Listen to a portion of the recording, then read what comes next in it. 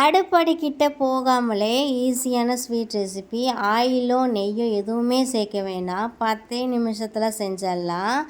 ஈஸியான sweet recipe. வாங்க எப்படி செய்யலாம் பார்க்கலாம். ஹாய், வெல்கம் டு பார்த்திபன் வழி சேனல். நம்ம சேனலில் ஃபர்ஸ்ட் டைம் பார்க்குறீங்கன்னா மறக்காமல் சப்ஸ்கிரைப் பண்ணிக்கோங்க. கூடவே பெல் ஐக்கானே கிளிக் பண்ணிக்கோங்க.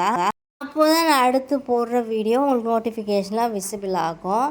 வாங்க எப்படி செய்யலாம் பார்க்கலாம். 1 கப் வேர்க்கடலை எடுத்துக்கலாம். வேர்க்கடலையை தோல் இல்லாமல் இந்த மாதிரி உரித்து எடுத்துக்கலாம். ஸோ சின்ன பருப்பாக வாங்காமல் பெரிய பருப்பாக வாங்கிக்கோங்க.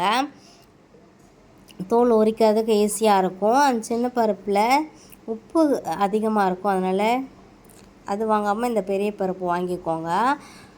இந்த மாதிரி தோல்லாம் எடுத்ததுக்கப்புறம் ஒரு தோல் இல்லாமல் எடுத்துக்கோங்க. கொஞ்சம் கசப்பு தட்டும், அதனால தான்.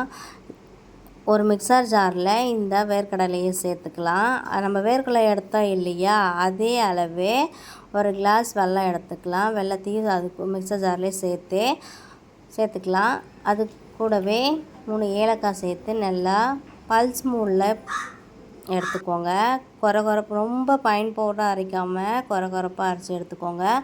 லட்டு பிடிக்க கொஞ்சம் ஈஸியாக இருக்கும். இந்த மாதிரி கொரகொரப்பாக அரைச்சி எடுத்ததுக்கப்புறம் ஒரு பிளேட்டில் ட்ரான்ஸ்ஃபர் பண்ணிக்கலாம்.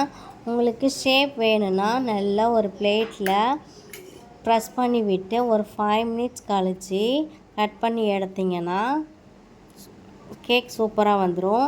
இல்லை உங்களுக்கு லட்டு மாதிரி வேணால் பிடிச்சிக்கலாம். நான் லட்டு மாதிரி தான் பிடிச்சி எடுத்துக்கிட்டேன். நீங்கள் ஆயிலோ நெய்யோ எதுவுமே சேர்க்க வேண்டாம். இந்த மாதிரி லட்டு பிடிக்கும்போது கொஞ்சம் அழுத்தி பிடிங்க. ப்ரெஷர் கொடுக்கும்போது லட்டு உடையாமல் வரும். இந்த மாதிரி எல்லாத்தையும் உருண்டைகளாக பிடிச்சி எடுத்துக்கலாம்.